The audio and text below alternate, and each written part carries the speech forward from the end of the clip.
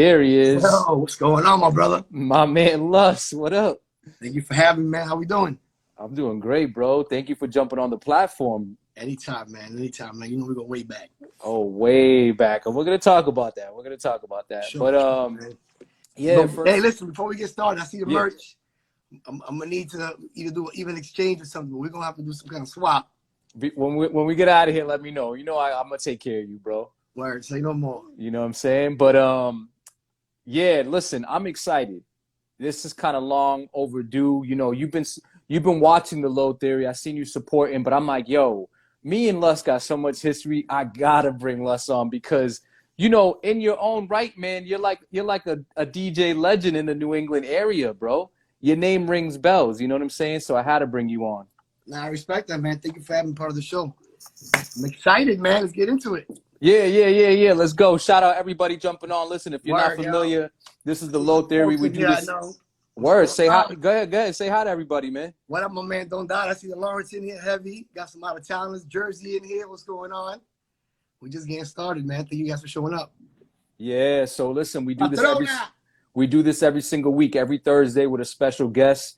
Make sure you guys follow me, or make sure you guys are subscribing to the YouTube, because what's gonna happen is we're gonna save this live, and it's going to go on my YouTube channel, and it's going to go on all the podcast platforms. So if you don't want to see my face or Lus's face, tap into that Apple Podcast, Spotify podcast, going to be on there. So without further ado, listen, TNG, 20 years in the game, you know, mixtapes, clubs, radios. The resume is extensive, bro. Yeah, it is. You know, it's extensive, man. Now let's go back. We're gonna go back a little bit, but also in the future. But in the present, pardon me. Okay. When did you feel like you wanted to become a DJ? Like, what was that? What gave you that itch to say I want to do this? It's crazy the way it started was because my uncle, his name is David. He was a major influence, and he was a DJ himself, and he was my mom's younger brother, and he used to live at my house back in the days. I must have been maybe 12, 13 years old. So the turntables was in my basement. He was messing around, so the element was already in the house. You feel me? For sure. I knew I liked music because I used to break dance. I used to dance house. So I was into, you know, moving my feet at the time. But when I seen the turntables and I seen what he was doing with that, and you know, going to the record shops and the experience and listening to new music, and I kind of fell in love with the culture itself, and you know, creative mixes. So I seen, you know, that side of it, and it kind of just exposed me to, you know, something I never knew was out there. All I knew was go buy a CD, listen to it. So getting into that space, it made me want to really, you know, jump more into the music as a creator. Right. That's kind of happened. My uncle was around the picture at an early age, and that definitely influenced me a lot, because if it wasn't for him, I wouldn't be here today. Salute to your uncle. What was his music that he was spinning primarily? He was heavy on the house, like that deep soul house. Whatever. Oh yeah. He was heavy on the house, you know, playing the house vibe. So, you know, I was into and breakdancing. So it was 120 BPMs. They were both, you know, fast records. So I was vibing with that at the time. No, for sure. So yeah, and from there we started doing. He also did R&B, hip hop. I would go shopping with him for records. I didn't have no turntables, but I found myself buying records. I bought my first record was a Beat Nuts. I bought some Big Pun. Oh yeah. You know, going to Boston, taking the T train and experiencing, you know, that's when I fell in love with that first. For sure. Now, when you started, like, kind of, you got inspired. Your uncle put you on. Do you remember the first record that you started practicing your scratches on? Because everybody has that one record where you want to practice your scratches. Do you remember? Yeah, it was at the time. It was like I told you, the Beat Nuts. And the only reason it was because I had two versions. I had two copies of it. I bought two. So at the time, if you want to get busy with a record you like, you needed to have two copies of it, for the left deck and the right deck. Yeah. So that was the only record that I only had two copies of. Okay. I mean, it's a good record, though. Oh, it was a good record. It's a good record. Definitely a good record. It's a classic. Was that the album that had that? Yeah, Off the Hooks. Yep. It's Off the Books this year. Yep, it had all that. So that was actually the single that I had. So yeah, I went back and forth with those records, burned them out for like 3 months. Right. But went through like 5 needles. Listen, I used to sneak into the basement. So my uncle, he was in he didn't approve of me going in there. I'm young. He got this expensive equipment. So he didn't approve of that, you know? So I was going in there on the low. You know, I was getting in trouble with him. Our relationship got a little bitter because, you know, I respect it. You know, I wouldn't want nobody messing with my stuff now. So, but him not letting me do it is kind of what made me want to do it even more. You know what I mean? Him putting that boundary there. It's like when you tell your kids not to do something, you know how that goes. No, so that's it was a fact. Bit of that and just the passion, and it all came together. And next thing you know, I got my own turntables, got my own stuff going, and the rest was history from there. Word. Now, let me ask you a random question, bro. How important was Guitar Center in the early 2000s? Oh, yeah, it was heavy. That was my Toys R Us. You already know. Yeah, I used to go in there and lock myself in there for a couple hours and play with equipment that I couldn't afford. Yes. I would go in there, touch stuff, and try to get familiar with equipment that I knew was the next thing down the path. But in the meantime, that's how I used to go. I tease myself, play with it. Bro, but I will say this, though. Good. Me starting off with like basic equipment, it helps you out because when you do get on real equipment, you know, it's you're flexing now. You know what I mean? So you've been racing on a bullshit bike, and you get on a real expensive bike. You know, then you got the right tools now to work. So yeah, some of that happened in the middle of all that. But yeah, Guitar Center was my favorite spot to go to. Absolutely, bro. Because like you just said, you can go in Guitar Center, start playing around with all that expensive equipment that like you couldn't afford at the time. My man said Daddy's Junkie's music too. Yeah, Daddy's Junkie. That was more of a guitar spot, but they had turntables in there. Yeah. Yeah, no, that was the candy store for me, for sure. Absolutely. Now early on, I remember this. You really started making a buzz. You know, while cats were doing the mixtapes, you were doing the video DVDs. And you made, I don't know if you were the first, but you made a big wave with it. Like, tell me all about how that came to be. Yeah, so my man, shout out to VJ9 Double. He was from Rockton. So someone reached out to me. His name is VJ9 Double, and he actually was doing this. He was doing video DVD mixtapes, but they were just doing songs, mixing songs. So it was still new, you know what I mean? And then he was doing it with DJ Envy from New York. It was just them. They had three volumes they had dropped at the time. And then when I hooked up with him and chopped it up with him, I seen the vision of doing, man, why don't we do blends with videos? So then I took the initiative and took it to that level where we will grab a Nas acapella and a Jay-Z or Biggie beat. So now we put them together. But when you're watching the mixtape, you're watching that Nas video and that Biggie video together. So it was like the sight of sound. We added the visual and the audio, put it together, brought it to life. And at the time, having the big spinners wheels and having the big TVs on the headrest was a big thing. So the timing was good. You know what I mean? Yeah. And the bootlegging was out of control at the time. So, you know, Canal Street, New York, it took off. The video took off. They got bootleg. So, you know, the bootlegging market was like the gift and the curse. We lost some money, but at the same time, it took our product worldwide. Brought us to Brazil. Went to Brazil twice to DJ, Russia. And it was all because of the video mix and it being bootleg. Wow. So because of that, you went international because of that. Yeah, I never had no distribution to send myself out there. So the fact that they got bootleg, that's a different system of its own. You know what I mean? Yeah. And who did all the editing for that? My man VJ9 Double. So man, VJ stands for video jock. Right. So it was a DJ in the video. I did all the audio. He would do all the visuals. We put it together and that's how we got that product. Yeah. No. Yeah. Now, segue. We talked about the DVDs, right? Oh, but let me add one more thing to that. So the DVDs was a success. Off of that, I ended up doing Brandy's. I forgot which album. The album that she got into a car accident. So Brandy's record label, which was Capitol Records at the time, reached out to me. So if you bought Brandy's album, the bonus album, I video mixed all her videos from her whole career. So I got a check from, I believe it was Capitol Records. No, that wasn't Capitol Records. Whatever her label was at the time. And then Chingy's label. Remember the artist Chingy, who's the Chris's artist? Of course. I also did a video mix for his album. That was Capitol Records. So I got a check from Capitol Records, Brandy, and I also got a check from Ice Cube. It was a project we did for Ice Cube. So we did a couple of video mixes for artists, for the albums and for like side projects. that stemmed off of the video mix. So it was a good look overall, yo. Yo, that's a great look. What are you talking about? Like, look at the opportunities that came from that, man. Definitely. That's crazy. Yep. The Chingy album, was that the one when he had the record, the One Call Away? Yep. Really? Yeah, on the bonus edition.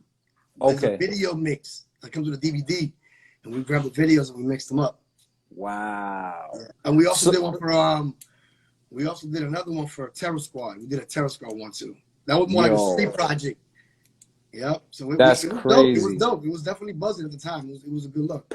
That record for Chingy, the One Call Away, it features Jason Weaver on the hook. Give me a call if you wanna come. You know what I'm talking about. So I had Jason Weaver on the Low Theory. That was a dope interview, by the way. Nice. So make sure you guys check that. Now listen, man, there's a picture that I always post on my Instagram, right? I kind of resurface it after a couple years, and it's of me and a young pit bull. You know, international Mr. 305, right? And in this picture, me and him kind of look the same. People say, oh, you guys related, da-da-da-da-da. It's a great photo. So I resurfaced it here and there. But I want people to know this picture was probably 08, 09. I'm not entirely sure. Maybe before. But it was at your birthday party. Yeah. You brought Pitbull to Lawrence early when nobody really knew about Pitbull. Like, tell me how that whole thing came to be and like how you had the air, you know, to the ground and knew that he would be this guy, this, you know, Mr. International. Yeah. So you were there at the party, right? The club? Oh, I was there.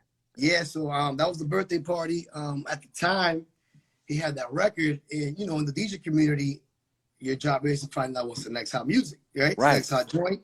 So I kept hearing about him. He had because at the time, that's when Down South started getting some traction. ATL, Miami. So he had a record called Damn It at the time. It was popping. It was cooking. And then he dropped that Kulo record. And right when I heard that record, I was like, oh, this is out of here, bro. This is the one. That's. So I started connecting with his DJ, and I was like, yo, I think you guys got one, yo. I'm gonna support you guys on the radio. I was on the radio, so I was playing his music on the radio before the record took momentum. So they see the BDS. Were you on 94.5? Yeah, I was on 94.5. Okay. So I was burning up the record, and I helped basically support the record because Boston is a top 10 market. So when a top 10 market plays it, those markets that are after you usually tend to follow. They go to the top 10 markets for reference. So it's not like I'm in Idaho market 200. I'm in Boston top 10. So you know, when you play a record, it raises flags. It gets on the radar. You threw out I did that link with me and Pitt and his team. I was jumping on early, leaving it on early, and so we locked that down early, built a relationship. I even got invited to one of his videos. Really? So, you know, I definitely locked in with Pitbull early and his team, and I got, you know, it's networking. That's what you got to do when you're in the industry. No, 100%. Locked him down. Sorry to cut you off. Locked him down. Locked Paul Wall down. And at the time, he didn't really have nothing popping. But I heard some records that he was going to release. And I got him involved, basically for cheap. And I just paid his flight and hotel. He came to perform the Mike Jones records he had. Remember at the time? Oh, it wasn't big yet. You remember? Of course. So, brought Mike Jones out. Paul Wall. I'm sorry, Paul Wall. Yeah. Pitbull, Paul Wall, and about Vortio, who's definitely somebody new in the PR scenery for reggaeton. Yeah. So, I was rolling my dice with new artists, but it was a good look overall. No, that was crazy. I remember going to the party, man. I'll keep it brief, but I remember checking them out, and I only remember that one record, the Kulo record, right? So I'm like, okay. But when he performed, bro, the energy was nuts. Yo, you know, the energy was crazy. Definitely. That's one thing he got is the energy, though. Yeah. You can't take that stage presence from him. He got that. No, 100%, man. Age too, so yeah, for sure. That was epic. So since you're talking about putting on all these early artists, do you feel like you got a good ear to find like hit records and know where the talent is? You feel like you got that ear? I mean, I feel like I know some of the key elements and certain things that you know, to make a hit record, there's a couple of things that come to mind. So, you know, there's certain things that you could check off when you hear certain records. You're like, okay, this guy with some of these records already got. But today's market's a little bit different. It's not necessarily, you know, the sound. You could have a record that took off with a viral dance. You know what I mean? So you got some dope content behind a record, and that could take the record off. So today's era is a little bit different than when we were coming up. You know what I mean? Right. But yeah, there's certain sounds, you know, you still look for when you hear records. That energy, those certain little, you know, the beat. So there's certain things as a DJ, there's these, you know, you want to keep in mind when you listen to a record, because that's what moves the people. Right, for sure. Switching gears. What up, Heat? Let's talk about that radio. Word. A lot of people in here.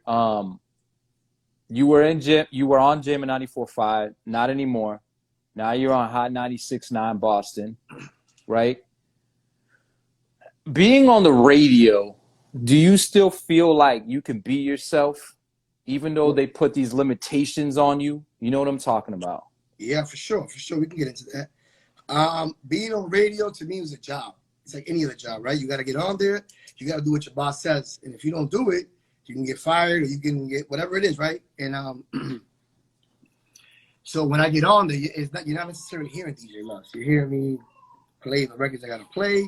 I might sauce it up a little bit, throw a little seasoning that if I can do on top, but I'm not necessarily playing records that I want to be playing, or that record you hear me playing always. It's not because I want to play; it's because it's a power record. So there's a system for radio, and that system seems to work. You know what I mean? But radio, it's a great platform to be heard. You know, you can get a lot of gigs from there. You can develop yourself. And it's overall, it's a great platform. You can make some great money working on radio, especially in a top 10 market. But can you be yourself? Not when I'm DJing. I can be myself when I'm talking on the mic, my personality. I can talk about certain things. But where I can be myself is when I'm on YouTube, when I'm on TikTok, when I'm on SoundCloud. That's what I'm Right.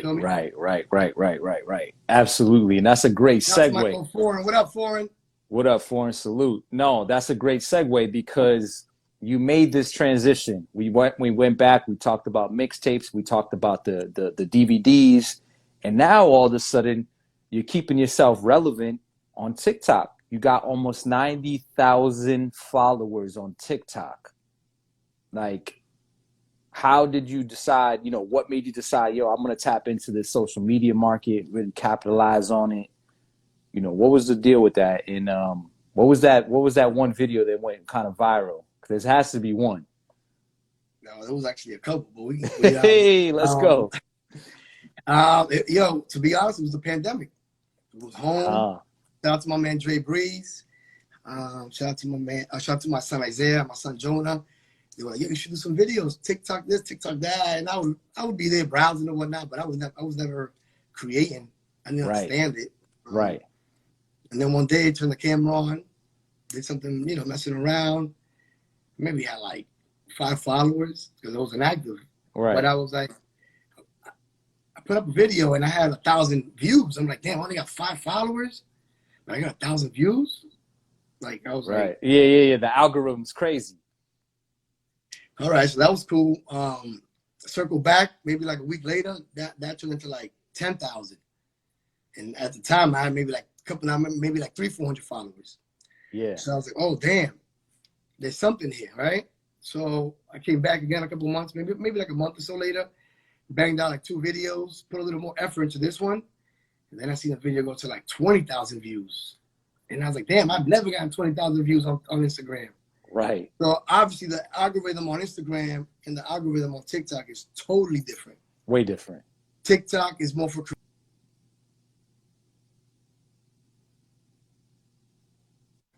creators, so is YouTube. Instagram is more lifestyle driven, when you post, you know, working out at the gym, what I'm eating, today's kicks. So Instagram is definitely more lifestyle driven, while TikTok is more for creators, where you're gonna, even if you don't got 50,000 followers, you can still get 100,000 views, as long as you gravitate towards whatever you do. You know what I mean?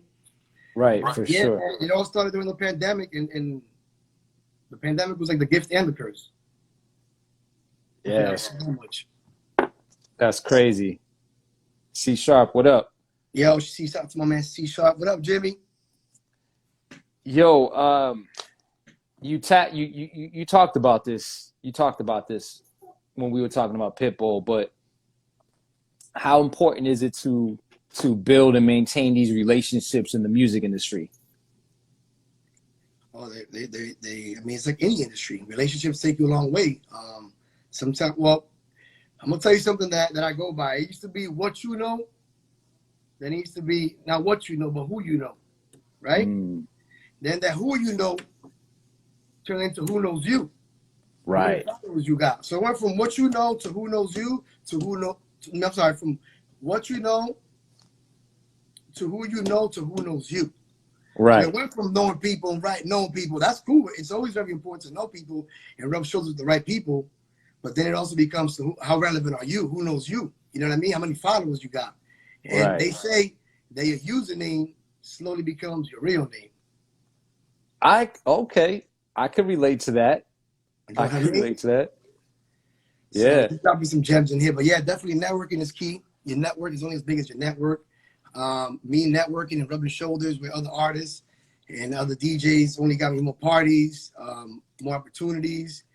For example, DJ Khaled, I was early on his All We Do Is Win video.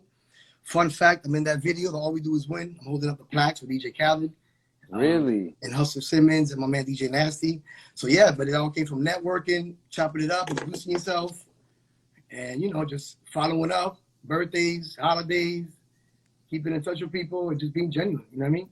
Yeah, for sure. I want to talk about my man Six Pack. What's up, baby? Salute. Listen, there's so much stuff I want to talk about, but we don't really have too much time because on the Low Theory, we try to keep it short, sweet, and concise. You know what I'm saying? I want to touch on the nonprofit, but before I touch on the nonprofit that you got, right? What was there like a certain artist or a certain record that you felt that you really broke? We talked about Pitbull where, you got him on early, you brought him to Lawrence, but like, was there a record where you're like, yo? I actually do. Yeah, my man Notch, he had that record where he did the Dale Pa' Atrás, the Ya Tu Sabes, which was with the Tony Yayo. Yeah. He can tell you himself. I broke those records in Boston on the radio. And then when I was doing radio in Connecticut, I was the first DJ in Connecticut to play him. And he's from Connecticut. So it took a Boston DJ in Connecticut to play his stuff on the radio. That's I crazy. did it with Jeremiah, the Put It Down on Me with 50 Cent. Oh, yeah. The birthday sex. That's why he came to my birthday party, basically for free, because I jumped on records when I believed in them. And I got suspended from radio for playing that Jeremiah record. Really? On it. Why though? Why? Because they said it wasn't proved, that it wasn't on the list. But I'm like, yo, this is a hit record, bro. This is it. I know this is it, and I played it. Fast forward a year later, I got added to the rotation. Yo, salute Jeremiah. Somebody tag him. Let's get him on. Yeah, that was dope. No, that's big. That's big. When you brought him to your party, what club was that at? I felt like that was at Rumor on Tuesday. I did it with 617 Hectic. I was there. Yeah. Because Heck's the fam. You know what I'm saying? Exactly. Shout out to my man Hectic.